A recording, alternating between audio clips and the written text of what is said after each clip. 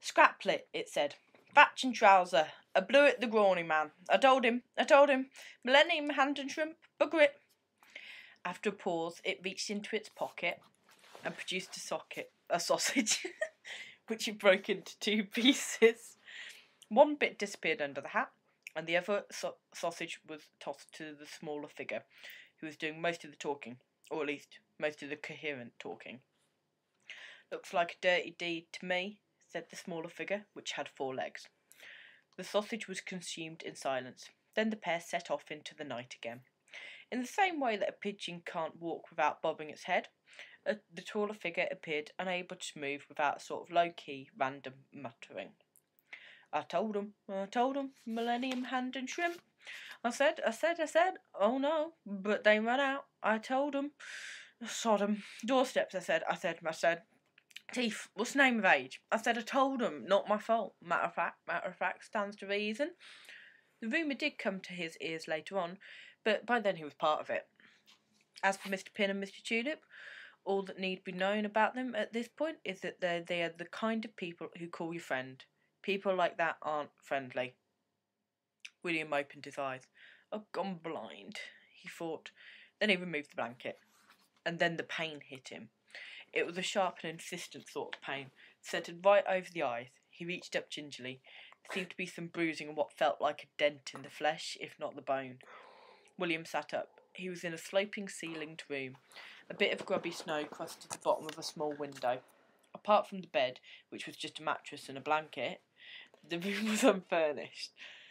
A thump shook the building. Dust drifted down from the ceiling. William got up, clutching at his forehead, and staggered to the door. It opened into a much larger room, or, more accurately, a workshop.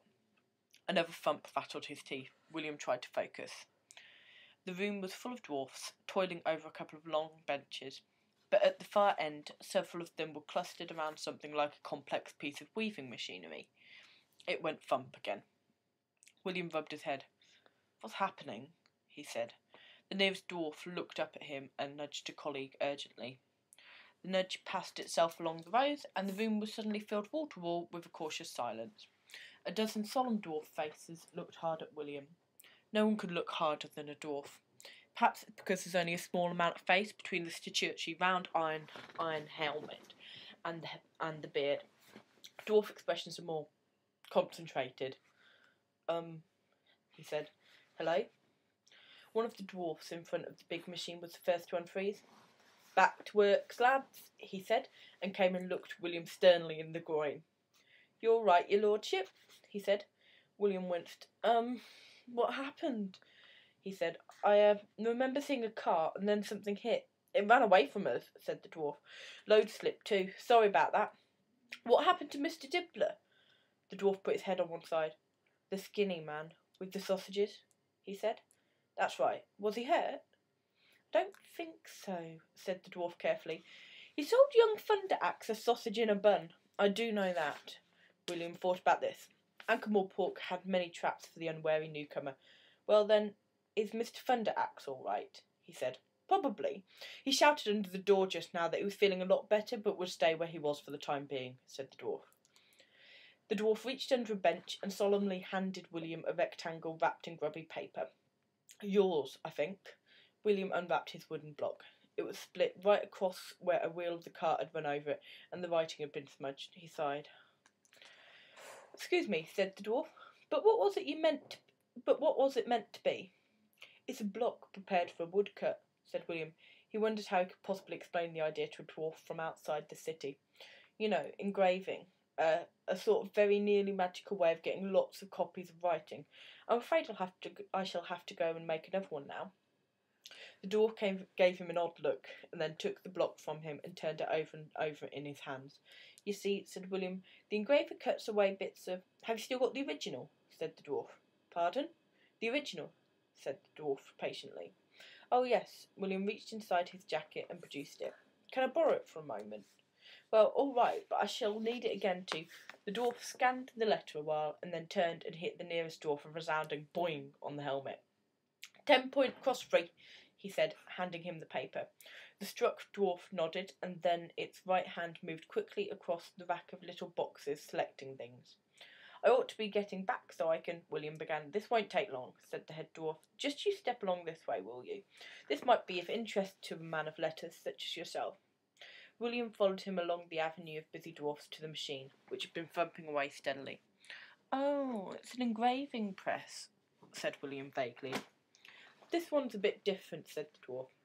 "We've modified it."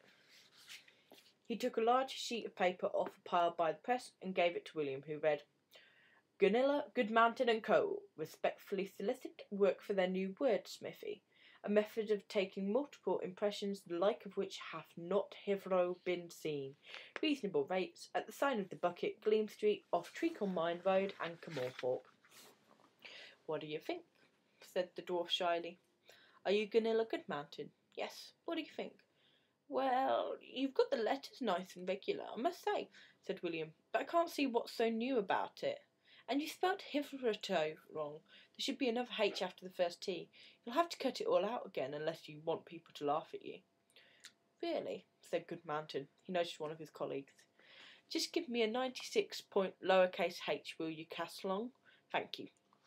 Goodmanton bent over the press, picked up a spanner, and busied himself somewhere in the mechanical gloom. "You must have a really steady hand to get the letters so neat," said William. He felt a bit sorry that he'd pointed out the mistake. Probably no one would have noticed in any case. Anchor Morpork people considered that spelling was a sort of optional extra. They believed in it in the same way they believed in punctuation. It didn't matter where you put it so long as it was there. The dwarf finished whatever arcane activity he had been engaged in, dabbed with an inked pad at something inside the press, and got down. "I'm sure it won't matter about the spelling," said William. Goodmanton opened the press again and wordlessly handed William a damp sheet of paper. William read it. The extra H was in place. "How?" he began. "This is a very nearly magical way of getting lots of copies quickly," said Goodmanton. Another dwarf appeared at his elbow, holding a big metal rectangle. It was full of little metal letters back to front. Goodmanton took it and gave William a big grin. "Want to make any changes before we go to press?" he said. "Just say the word. A couple of dozen prints be enough." "Oh, dear," said William. "This is printing, isn't it?" The Bucket was a tavern of sorts. There was no passing trade. The street was, if not a dead end, then seriously wounded by the area's changing fortunes. Few businesses fronted onto it. It consisted mainly of the back ends of yards and warehouses. No one even remembered why it was called Gleam Street. There was nothing very sparkling about it. Besides, calling a tavern the Bucket was not a decision destined to feature in great marketing decisions of history. Its owner was Mr. Cheese, who was thin, dry, and only smiled when he heard news of some serious murder. Traditionally he had sold short measure, but to make up for it, had short-changed as well. However, the pub had been taken over by the City Watch as the unofficial policeman's pub, because policemen like to drink in places where no one else goes and they don't have to be reminded that they are policemen. This had been a benefit in some ways. Not even licensed thieves tried to rob the Bucket now. Policemen didn't like their drinking disturbed. On the other hand, Mr. Cheese had never found a bigger bunch of petty criminals than those wearing the Watch uniform. He saw more dead dollars and strange bits of foreign currency cross his bar in the first month than he'd found in 10 years in the business. It made you depressed, it really did. But some of the murder descriptions were quite funny. Mr. Cheese made part of his living by renting out the rat's nest of old sheds and cellars that backed onto the pub. They tended to be occupied very temporarily by the kind of enthusiastic manufacturer who believed that what the world really, really needed today was an inflatable dartboard. But there was a crowd outside the Bucket now, reading one of the slightly misprinted posters that Goodmanton had nailed up on the door. Goodmanton followed William out and nailed up the corrected version. "Sorry about your head," he said. "Looks like we made a bit of an impression on you. Have this printing on the house." William skulked home, keeping in the shadows in case he met Mr. Cripslock, but he folded his printed sheets into their envelopes and took them down to the Hubwood gate and gave them to the messengers, reflecting as he did so that he was doing this several days before he had expected to. The messengers gave him some very odd looks. William went back to his lodgings and had a look at himself in the mirror over the wash basin. A large R, printed in bruise colours, occupied a lot of his forehead. William stuck a bandage over it. And he still had 18 more copies, As an afterthought, and feeling rather daring, he looked through his notes for the addresses of 18 prominent citizens who could probably afford it, wrote a short covering letter to each one offering his service for, he thought for a while, and then carefully wrote $5, and folded the 3 sheets into 18 envelopes. Of course, he could always have asked Mr. Cripslock to do more copies as well, but it never seemed right. After the old boy had spent all day chipping out the words, asking him to sully his craftsmanship by making dozens of duplicates seemed disrespectful. But you didn't have to respect lumps of metal and machines. Machines weren't alive. That, really, was where the trouble was going to start. And there was going to be trouble.